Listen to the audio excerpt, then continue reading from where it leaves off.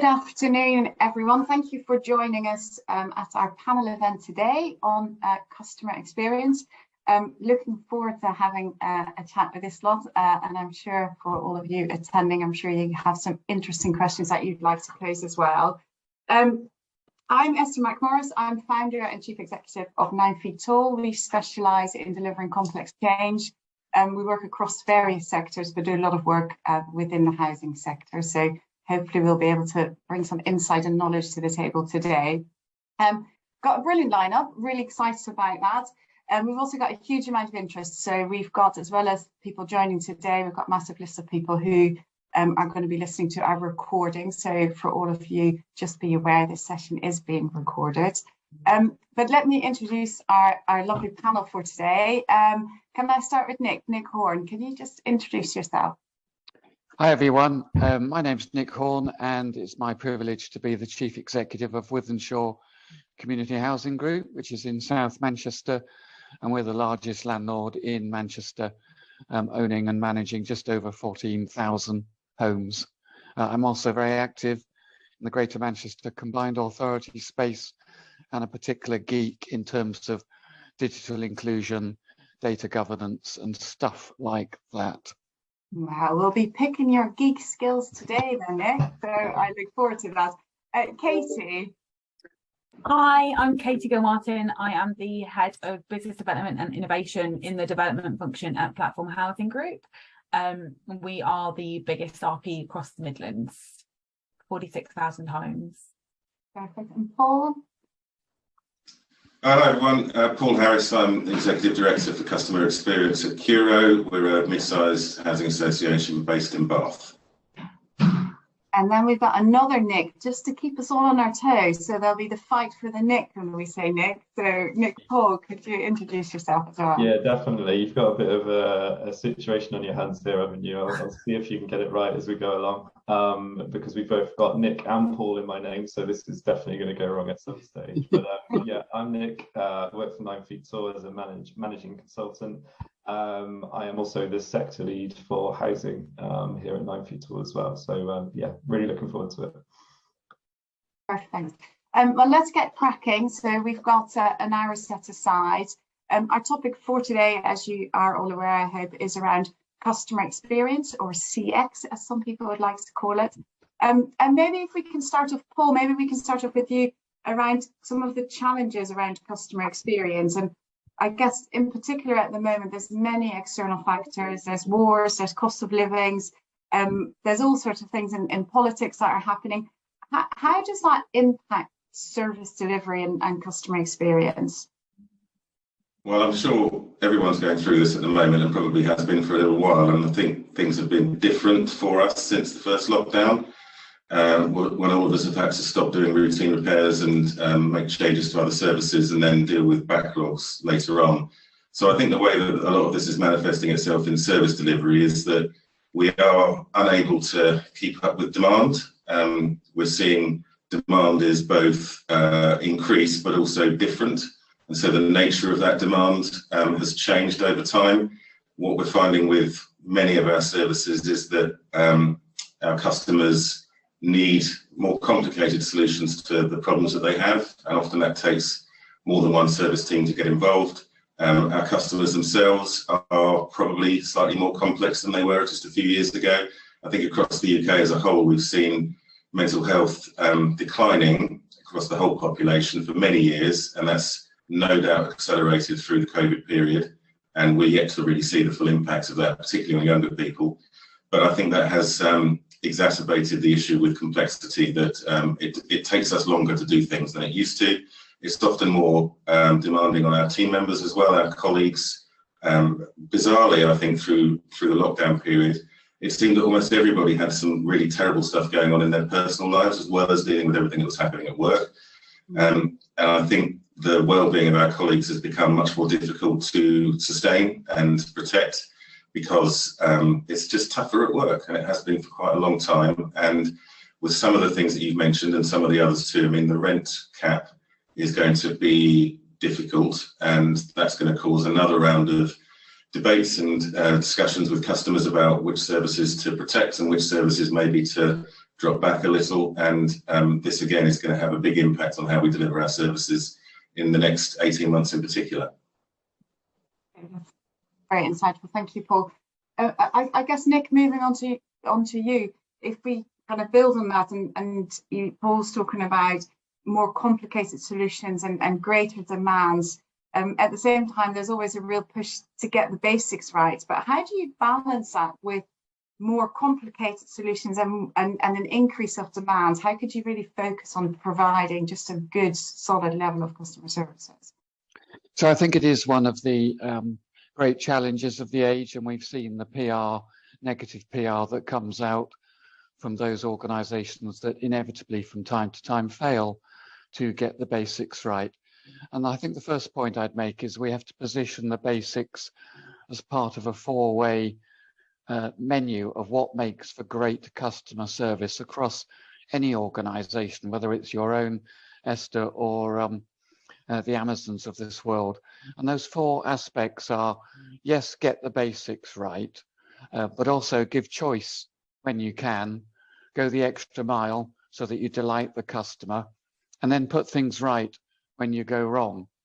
And I think in our sector in particular, putting things right when we go wrong is somewhere where we're not necessarily as good as we could be. And I think underpinning that, getting the basics right, and in order to respond to the points that Paul made around dealing with complexity and diversity of demand, we have to have systemized processes in place for gathering the views of our customers. And then that has to be supported with a kind of internal architecture. So what I mean by that is, in terms of the processes, we have to continually look at how do we gather intelligence from our customers about what they're thinking, about what they're doing, and how they're accessing our services, or indeed choosing not to access our services and are kind of suffering in silence. And in terms of the internal architecture, I think we have to have very good back office processes for turning the data that we capture through a multitude of systems, firstly into information, and then turning that into insight, so that we end up with this holy grail of one version of the truth. But perhaps more importantly for leadership teams, you have to have a culture of looking at things through the eyes of the customer, not an organizational transaction policy perspective, but really looking at it. What does this feel like if I'm on the receiving end of this service? Is this an organization that I can trust? Are they listening to me? And crucially, going back to Paul's point, will they be there for me when I need them? Yeah, I think it's interesting how you go from information, you gather it, to insight, to then actually action. What do you do about it? Have you got any tips on how you've been able to join that up, Nick? Well, the first tip is get great people in, and being a bit of a data geek, even though I wouldn't call myself a technology geek. When I joined WCHG back in September 2019, we didn't see data as an asset. We didn't nurture it and value it and metaphorically stroke it in the same way as we did with our people, for example. So we needed to bring in the data skills, the data managers, the data analysts, and those who knew how to take the data and then turn it into information.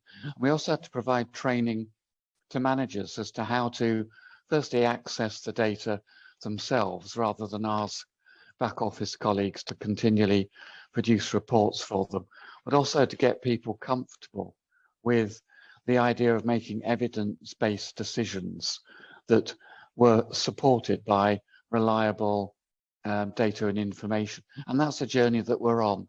It's not a quick fix, but I think my big takeaway is we have to put data up there with other strategies such as asset management, and have data and information governance as a core part of what we do to get the basics right. Yeah. And I guess it's baking it in from the start, isn't it? You can't get to the end and then look at the measures. Actually, that information needs to be available, and having the right data points early enough so that you can make decisions and measure improvement, I guess, ultimately. and it's complicated. I think coming back, where we started with Paul around, the diversity and the demand and the vast demand and the changing demand. There's lots of priorities and there's lots of data to support that as well. Katie, how do you manage a platform? How do you manage these kind of competing and conflicting priorities and I guess get a roadmap forward as to where to invest in CX? I think it's actually for us hugely linked to the point Nick was just making around evidence-based decisions. So particularly in light of the rent cap that's coming down the line, it could be really easy to say we're going to have to pull back on specification, we're going to have to pull back on retrofit, we're going to have to pull back on development programs. And I've been in a few of these sessions where I've heard those things being said. I am trying to take the view in my role that it's not just about the here and now and the customer experience here and now, it's about the decisions we're making and the impact that can have on our customers in the long term. So we are actually doing or embarking on a piece of work that's quite literally looking at that data and trying to understand where the evidence is leading us with regards to investment. My role is in development, so I work really closely with asset management colleagues as well on standardising that specification and therefore the experience across customers living in existing and new build homes. But we are commissioning some research right now to look at the relationship between the money that we spend. And for me, in my role, customer experience is intrinsically rolled up in the quality of our product or our assets or our homes, whatever word you want to use. I think if you're an RP and there's more and more of us who are calling our tenants or our residents customers, we need to behave like customer-led businesses. And you wouldn't see the likes of Apple or Amazon, for instance, pulling back on investment when times get tough. Actually, what you see them do is ramping up investment to improve the product in kind of direct answer to the feedback they're getting from customers and the environments that they're operating in. So that's what we're doing at the moment, kind of reflecting on Nick's point, is looking at the data and bringing in some people who are far cleverer than I am from universities and from government to say, right, what are the levers that we can pull and what does that look like over 30 years and 60-year life cycle of the homes that we're delivering, because our homes are our products. And that's really the kind of be all and end all in terms of what our customers want from us. They get cross with us when we don't get repairs and maintenance right, and that feels like a service, but it's only a service as a result of our product failing and not delivering their expectations of us. So how can we design out that failure and therefore take off pressure from the service-led element of our businesses? And that's it. I mean, my perspective is from development, so it is very much from that kind of product-led and capital-led perspective, but we are really linking that in with our asset management and our repairs and maintenance colleagues to look at that full picture. Yeah, it's a really interesting concept from a service to a product, actually. So it kind of provides a different lens on customer experience. Nick, although Nick, not Nick Horne, Nick Paul, from your experience, how do you accommodate that level of diversity and that level of demand? Yeah, I think these guys have nicely positioned it in terms of those conflicts and priorities. But for me, I think if we focus on the customer need aspect, quite often, and it's very easy to do this, we think of them as a homogenous group. We think of them as a consumer and not as actual individuals or people. So for me, I think it's actually about completely taking that apart and actually understanding what are their general worldviews, what are their needs from us as an organisation, what are their communication traits that they like to engage with us on. So, I know that segmentation, for example, is something that's quite well established now within the housing market and housing industry, but actually I think there's quite a lot that can be done to try and improve that and really think about it from a needs perspective as opposed to potentially from a demographic perspective or maybe household perspective. Income is another one that we typically see as well, can be often through a lens, but actually I think it's about actually looking at the bigger picture, looking at actually what do they need from us as a full service to genuinely understand what we can do there.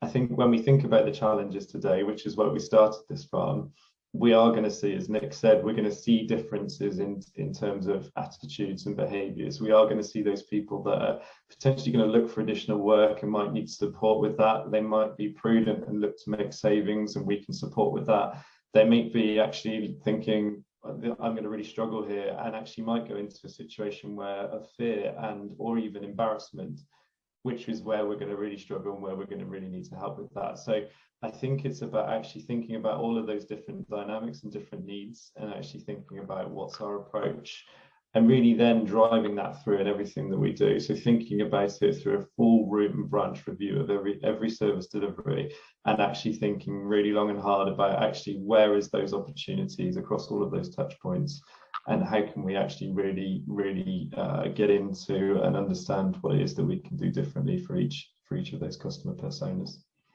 And I think with that comes the challenge that suddenly you've got a huge amount of stakeholders, and you've got data that you can segment, and you can segment it by need, as you're saying, you can segment it by geography, by service, by whatever it might be. But with limited resources, how, and maybe Nick Horne, maybe you can provide some insight on this, how do you engage with all your different customer groups, and how can you co-create solutions? How do you get your arms around it?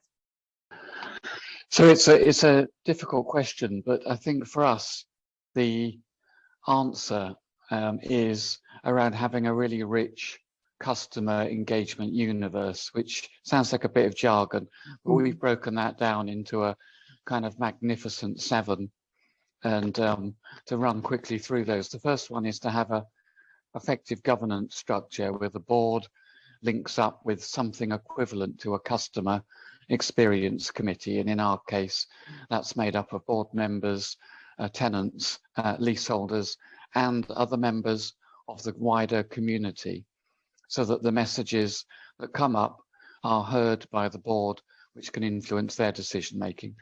Secondly, there has to be formal tenant consultation structures, and that's both by type of tenant. So for example, we have leaseholder forums for residents in our 10 high-rise blocks, youth forums, but also geographic as well. So we have tenant and resident associations,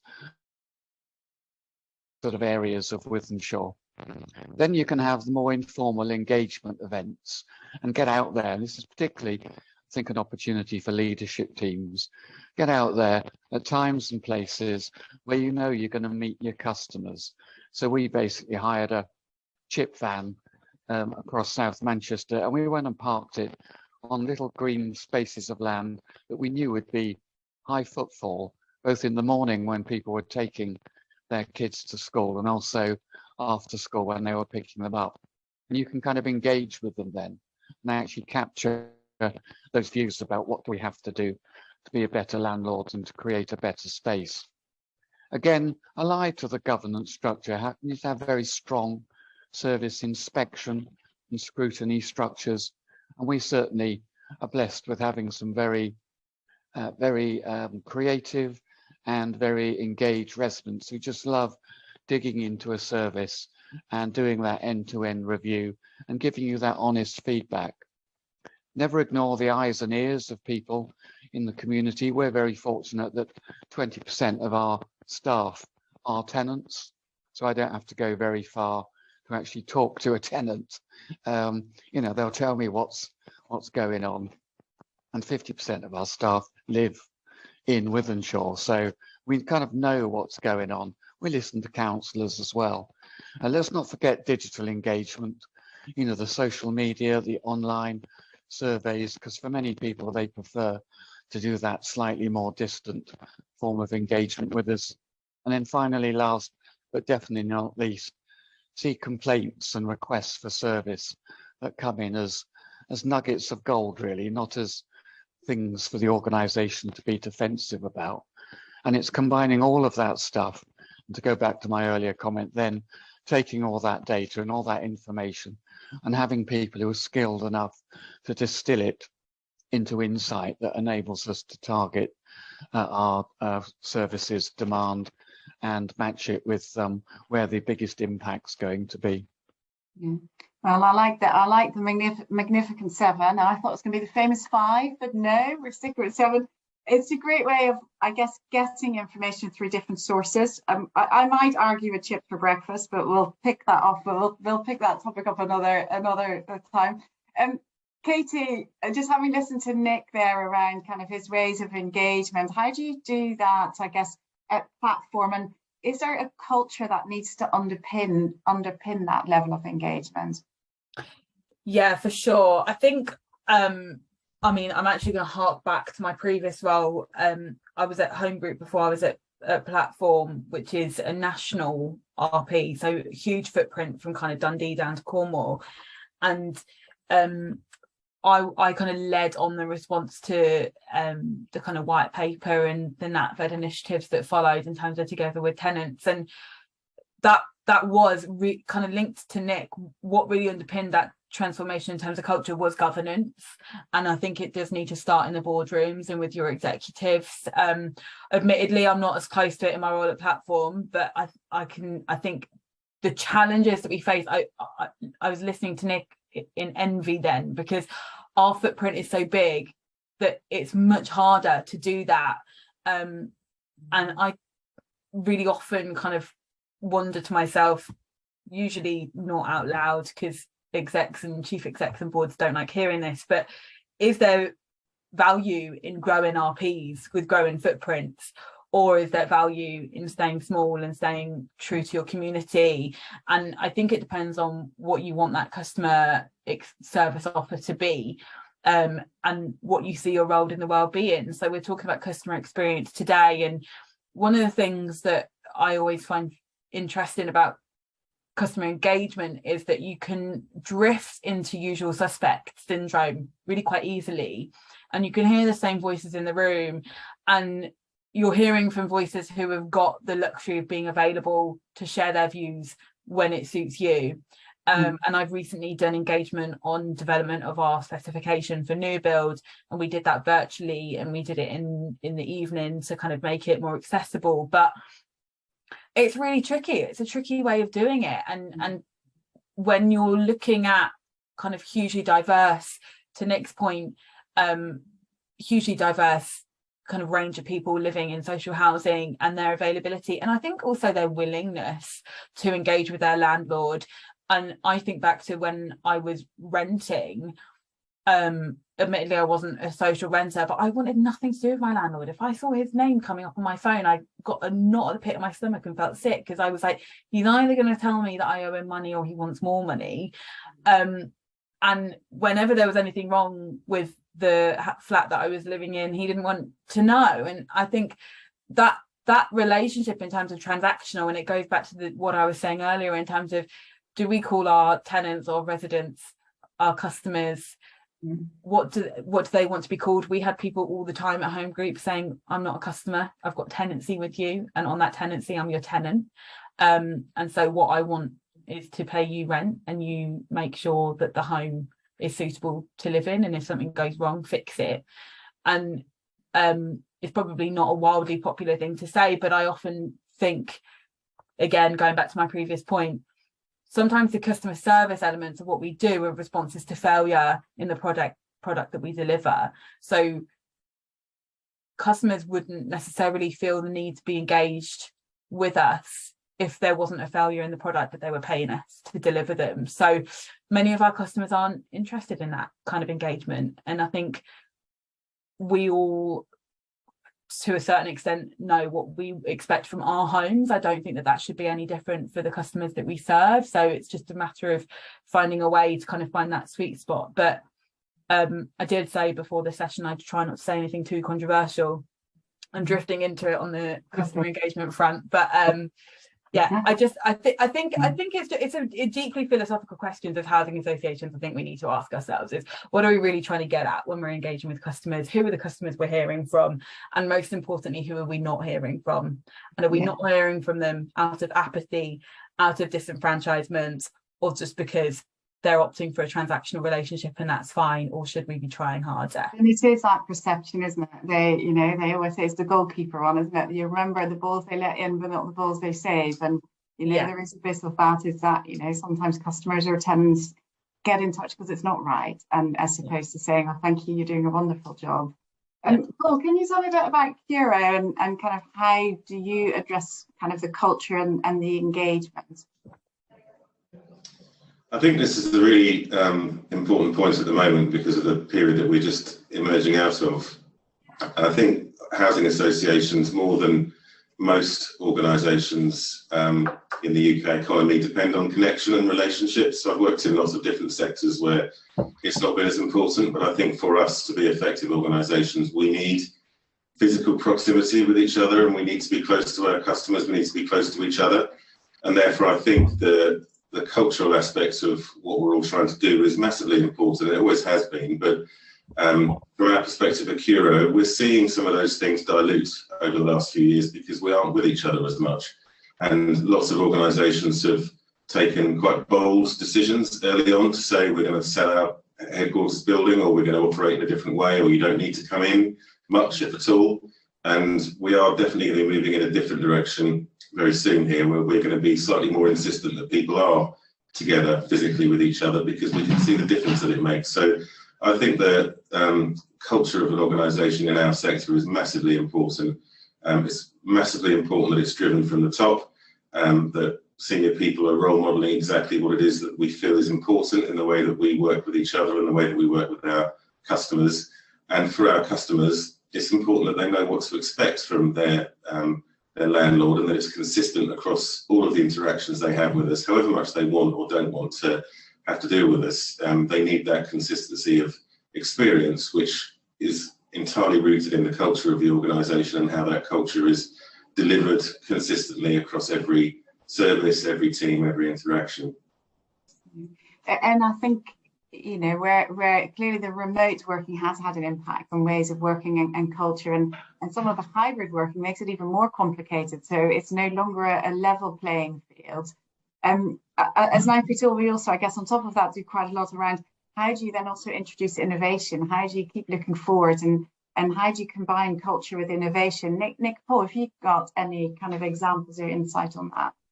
Yeah, I think we were talking about this the other day, and Katie absolutely put me right. So before we get too down the line of thinking that innovation is this massively big thing, it doesn't have to be that. It can be about the idea of incremental improvement. It can be about problem solving and about addressing a need and a thing that you can identify. It doesn't necessarily need to be the massive budget or the massive shift in transformation. So I think sometimes we can get ourselves initially wedded in this idea that actually it is this big bang, this big IT transformation. It doesn't have to be that. So I think that's sometimes what we need to think about. But really, in terms of fostering that culture, I think it's really about making people feel comfortable and safe with the idea of change, failure, and technology. I think as soon as you start to address some of that, then actually what that does is it completely unlocks a different mindset in your colleagues. So I think, as Paul's rightly addressed, it needs to come from the top. It needs to be set in terms of that overall strategy and approach. But you also really need to make it visible. So it can't be something that's hidden away or in pockets or is in isolated incidents. It needs to be something that really lives and breathes throughout everything that you do. And even better, if you can incentivize it in some way, which actually starts to then really resonate so that people can feel reward and recognize for what they've been able to achieve. I think one of the most challenging things is actually how do you put these ideas, you know, we've got loads of ideas. Katie, I'm sure you've got loads of ideas. You've probably got a list which is something like this long. It's about actually how do we put those into practice, and that's generally where I'd imagine that most housing organisations are struggling in terms of being able to get the operational resources to be able to drive these things through. But there's absolutely, like what we were saying, that we can't hold ourselves back. We can't, as Katie rightly said right at the beginning about Apple, that you're not going to be moving forward. You're going to be going backwards if you're not thinking about innovation as a part and practice of your organisational culture. And I think the final thing in terms of culture generally is about this idea of, and potentially the biggest leap is this idea of failure. You know, fail fast is a really big agile term that's been around for a while now, but actually it's that concept of actually letting people feel safe and feel trusted and feel confident that they can go and try these things, particularly in this innovation space where we're looking at things that we've never tried before, or certainly, you know, this organization that we're working for has never tried before. So there's a lot of unknowns. So you need to be prepared to invest, and you need to be prepared to trust those people to go and explore those opportunities. Otherwise, actually, you're never going to learn. And that's what you should be looking at failure as. It's a learning opportunity. It's something that you can tangibly, you can feel that you've invested it, but actually you've actually also learned from that exercise. And then for the next time that you look to do something in that space, actually you're much in a better position to be able to make sure that does come to the outcome that you were looking for. So yeah, those are my key takeaways. Yeah, and it comes down to people, doesn't it? It's easy to say fail fast, but there's a leadership element. There is, you know, ultimately there's the structure. What is your structure for delivering customer experience? And then underlying that, there's kind of training and skills. And I don't know, Nick, if how you successfully address the kind of the structure and the people element to really focus in on customer experience. So I think understandably when people talk about an organizational structure, they implicitly mean the people, but I just want to take us a bit beyond the people. People are an important part of it, but for me it does start with this leadership piece, and particularly with organizational purpose. So the organization, you know, all organizations have a statement of purpose, you know, why we are here. And I can tell when I read one whether that organization is focused on real customer experience improvement. So for example, if it says something like, we're here to deliver good quality, good value services to tenants and leaseholders, you know, that's great. If it's here to say, we're here to be the largest housing association in the Northwest, you know, dominating the world and crushing all opposition, then you can be pretty sure that, you know, it's got a different purpose, and that'll be reflected in the culture and style of the organization. And then beneath that purpose then comes the values and behaviors that the organization holds and wants its colleagues across the business, and indeed partners that you work with, to hold as well. And those softer things need very careful alignment to ensure that there is a golden thread between what happens day to day and the organizational values. And there have been organizations that have got very fancy customer facing purpose statements, but actually investigation has shown that they operate in quite a transactional way, not in a way that's aligned with a kind of customer experience. And then the strategy of the organization. I mean, I'm a big cynic when it comes to strategy, because it's one of these words that everybody puts at the end of something to make it sound more important.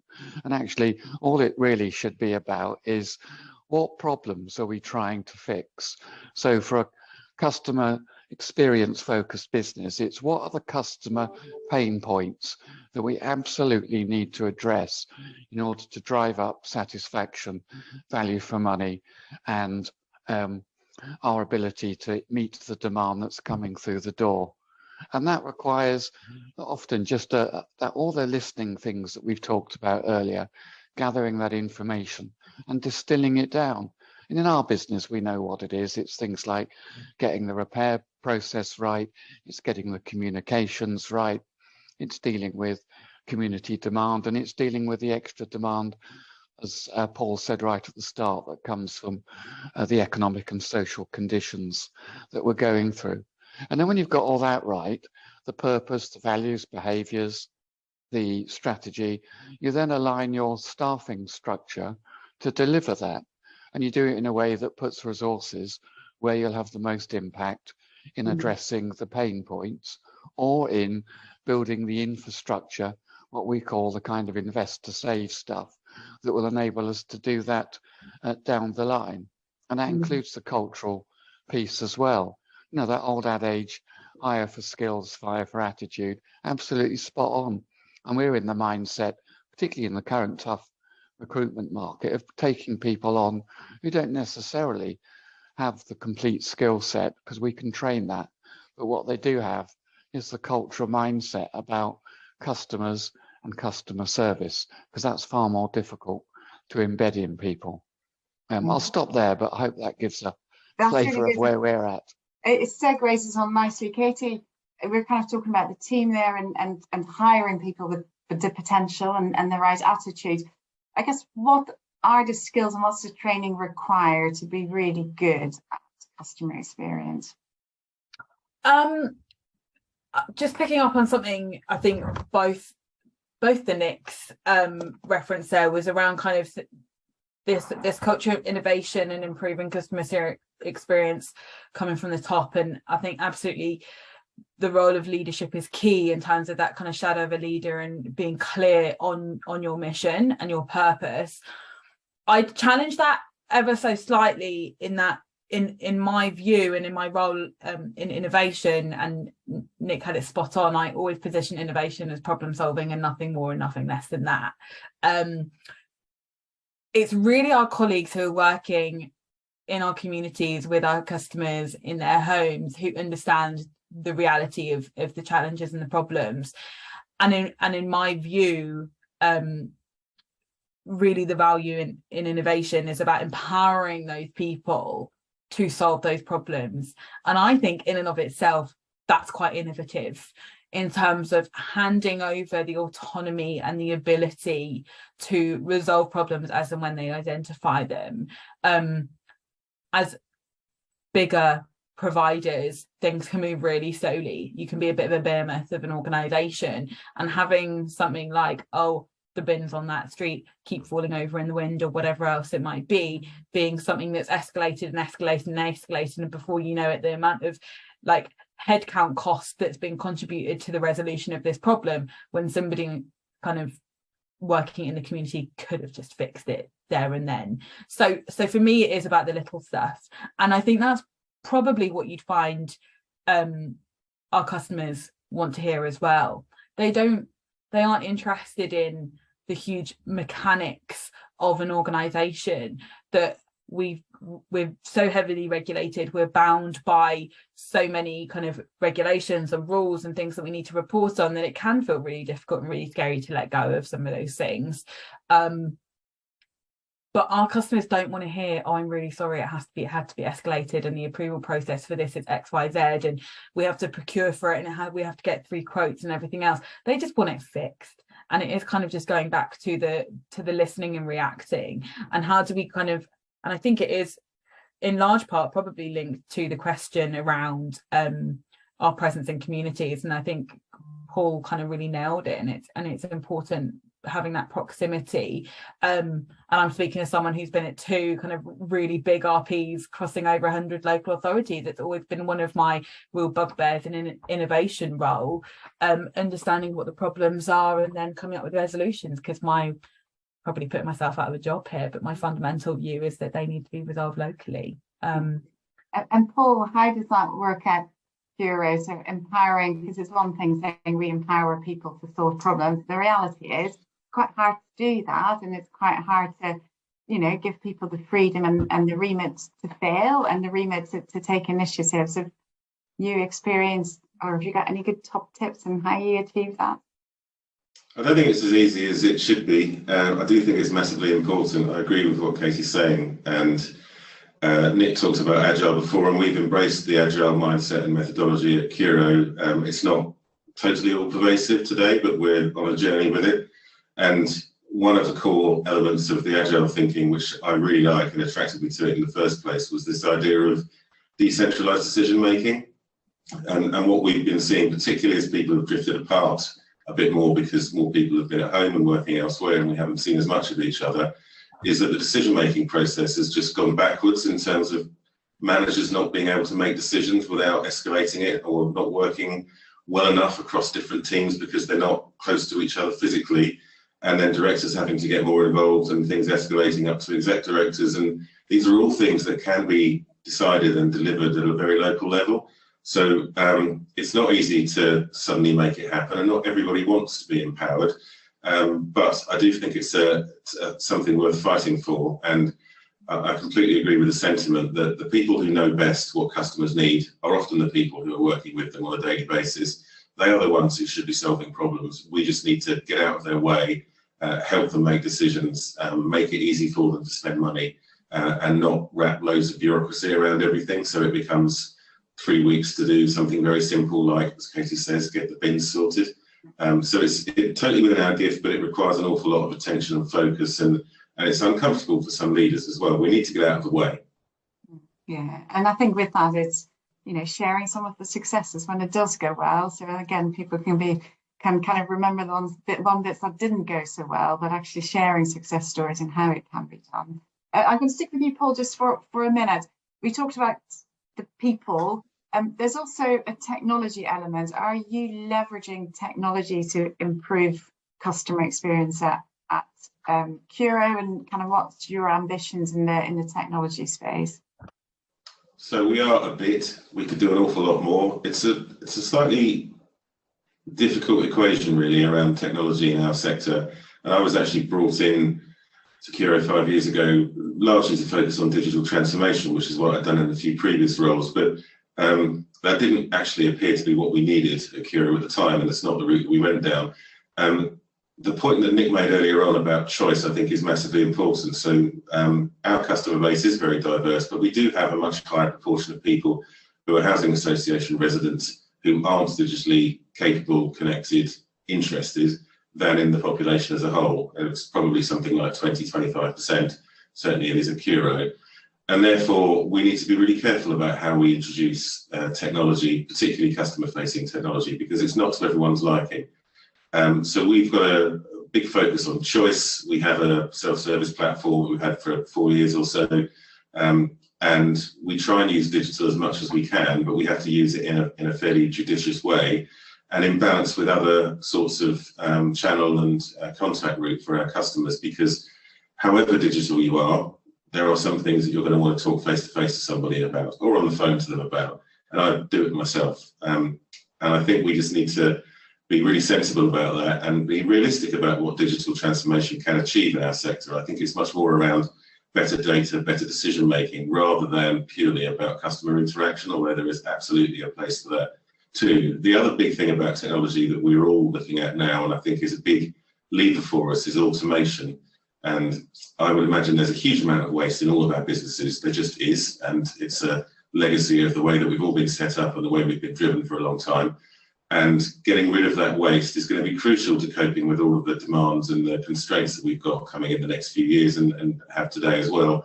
And automation is going to be a large part of the solution for that. And that's something that customers won't see, but does mean that we can free up capacity to spend more time with customers in the way that they would prefer.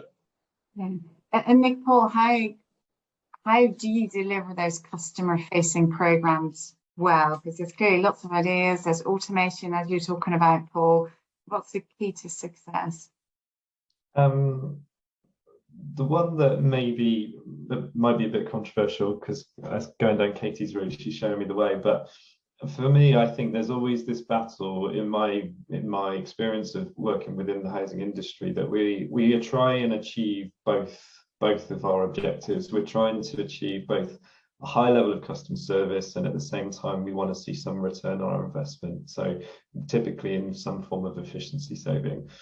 Whilst I absolutely sign up to the idea, and there's lots of papers on the idea that through waste reduction you can achieve better customer experience, actually I think through clarity and through a real genuine focus on what is the genuine purpose of a implementation of this type, having that clarity of purpose actually means that you're able to achieve that objective that you're looking for.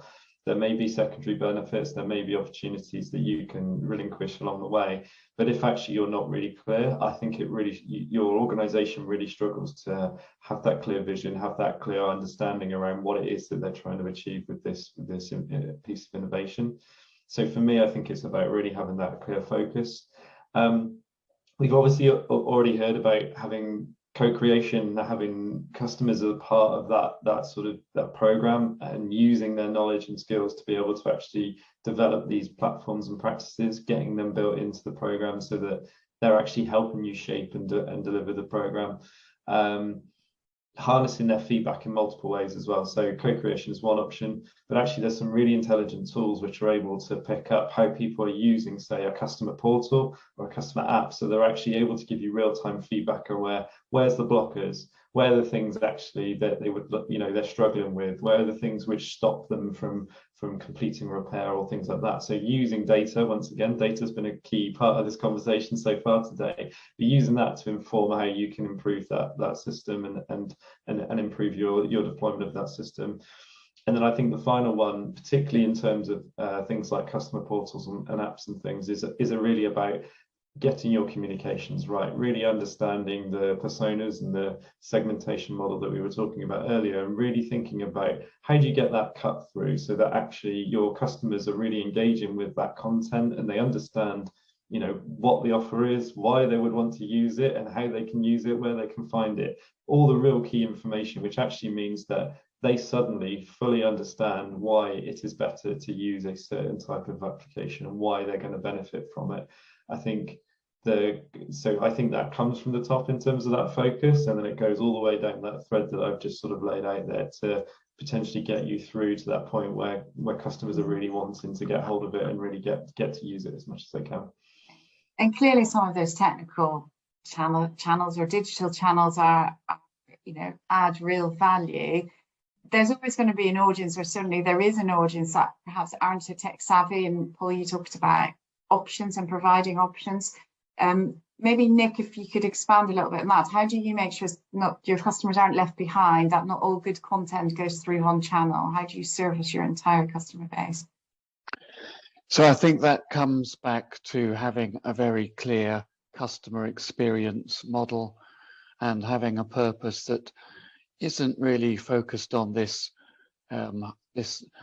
very modern and well, I'm choosing my words sensitively, but there are organizations that basically say that digital transformation is the future. And I think for some organizations and some customers, that's absolutely right. But for us, it's about offering that wide palette of access points, really, so that people can choose how they engage with the organization. So, for example, we might be the biggest landlord in Manchester with 14,000 homes, but we still have a walk-in reception service where people can come in and pay their rent. And it's controversial amongst managers and us. We have endless debates about this, but there are a segment of people who don't want to engage with us online. They never will. They want to come in, they want to talk to a qualified housing officer, and they want to have their problem fixed first time in a way that addresses that particular issue. And to try and nudge people like that down a digital application route, I think is doomed to failure. On the other hand, we have a lot of people who are crying out for increasing access to do the top 10 things that they want to do, and all they want to do is be able to do it online. They don't want to talk to anyone. They don't want to phone up the contact center. So again, we have to make sure we understand that market and how we deal with that.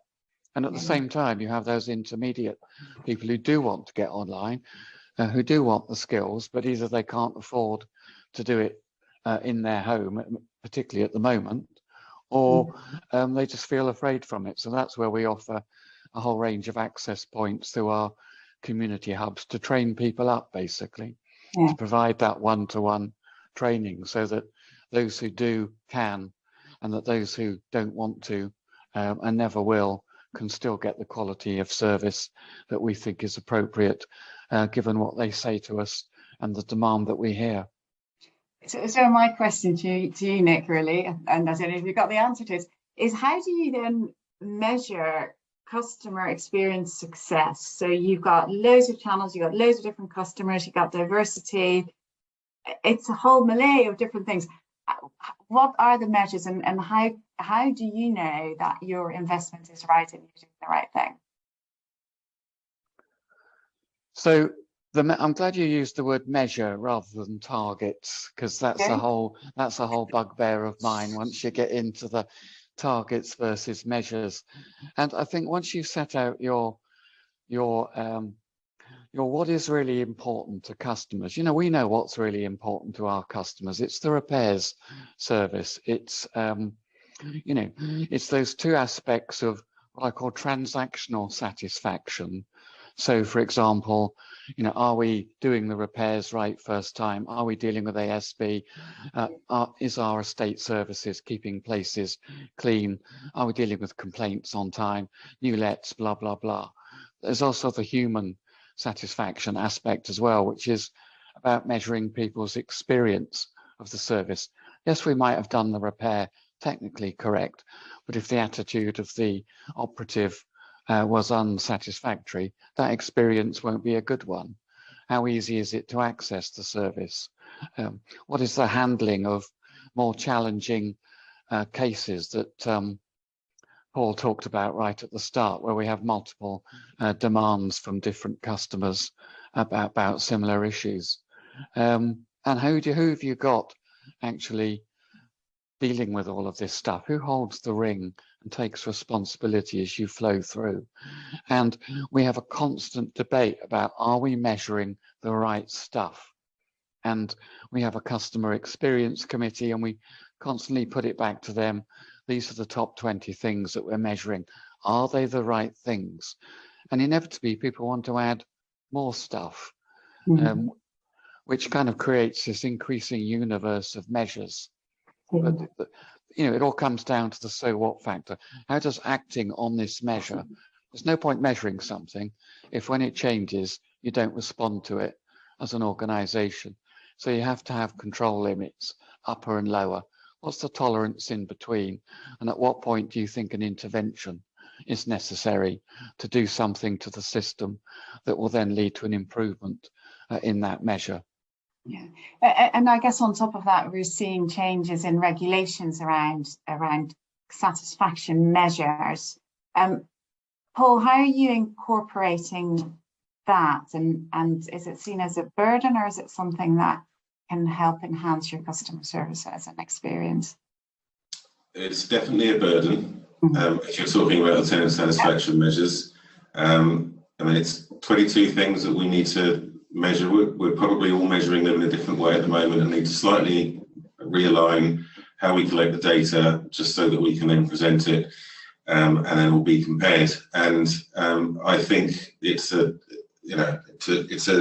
waste of our time and money, frankly. I agree entirely with what Nick was saying. We already measure way too much stuff, and we need to get much better at measuring the important things and then doing something about what that data is telling us as we collect it, so that we can react and improve our services. And the key to it is staying close to our customers. So for me, a measure of success with customer experience is when I'm with customers and they aren't complaining about something. If I spend an evening with customers or meet them in whatever forum, and they've only got positive things to say to me, I will say my job is done and I can leave. But we are not there, and it's going to take a long time for us to get there because of all the things that we understand. But having another bunch of measures to then put on top of what we already do is not welcome. And Katie, what's your view? What are the key measures that you're looking to embrace? Oh, you've gone off, you've gone mute. Oh, we nearly got to the end without Nearly. There we go. It's part of it. It wouldn't be the same without a quick mute in the discussion.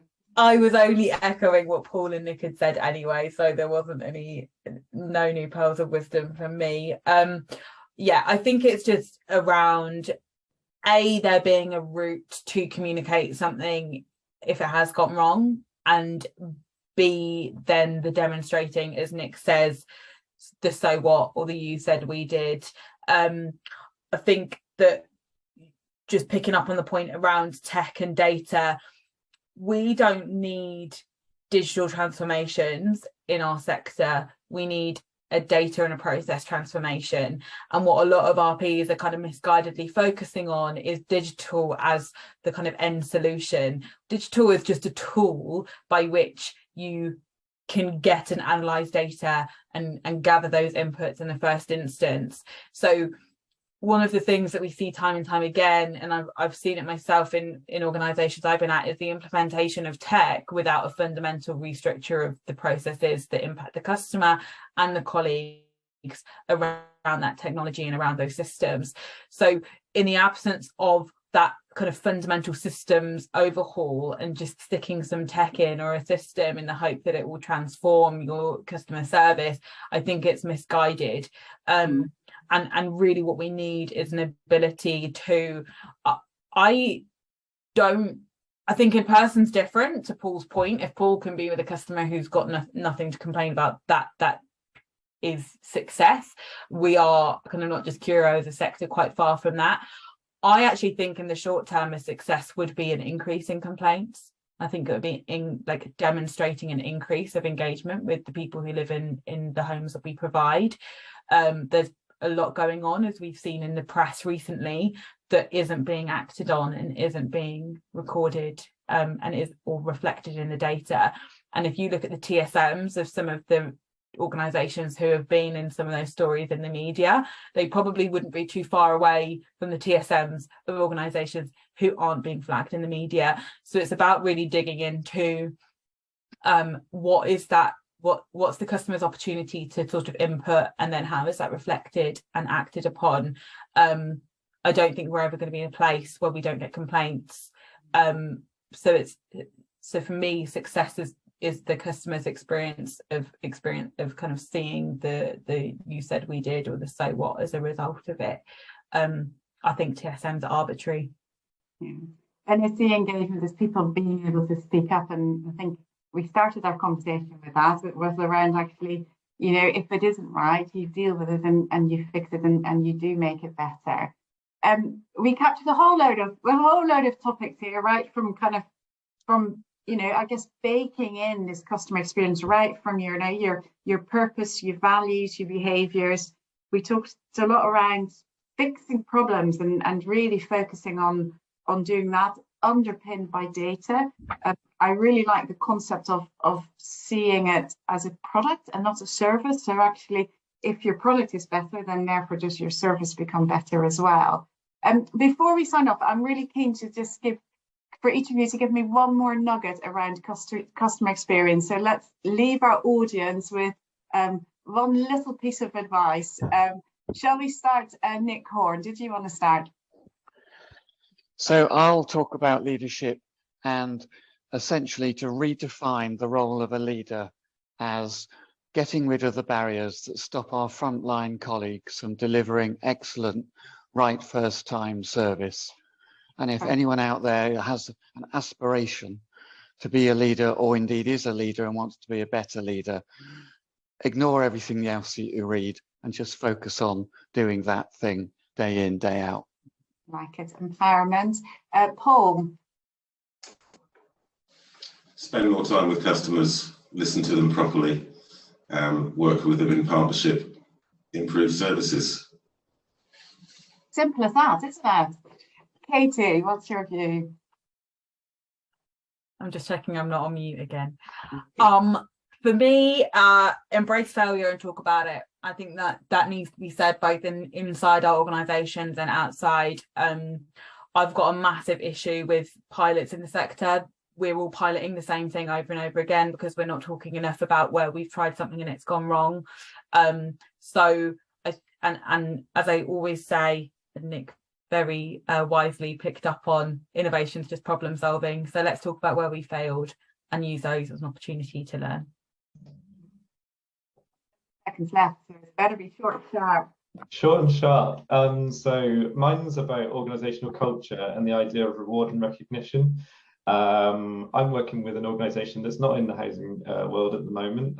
Well, they aren't at this stage. And one of the things that's become apparent there is that they're rewarding heroes, they're rewarding firefighters, people that get in there and step in and solve the big issue, but they're really reactive. And what that does is that just creates more of a reactive environment. What I'd love to see is a reward and recognition that actually is looking at those people that are doing the right thing in the right way at the right time, and they're delivering it really well for customers. I don't know if we see enough of that in this industry and generally in the world today. So more of that and less of the reactive hero worshipping. That's what I would say. That's very interesting. Thank you. I'd like to thank all of you. I would say the magnificent five that I have. So for joining us on the panel today. It's been an absolute pleasure talking to you. We will be offering, for those people that are listening to this, we will be offering a workshop for anyone that would like to look at their customer experience strategy. So please do get in touch with us if that is of interest. If there's any further questions that you have, feed them in. We'll be sending out follow-ups with any key topics that we've covered and any outstanding questions that anyone has. So I hope you all enjoyed it. Thank you again for my panelists, and I hope you all have a good rest of the day. Thanks all. Bye. Thank you. Thank you. Thanks. Bye.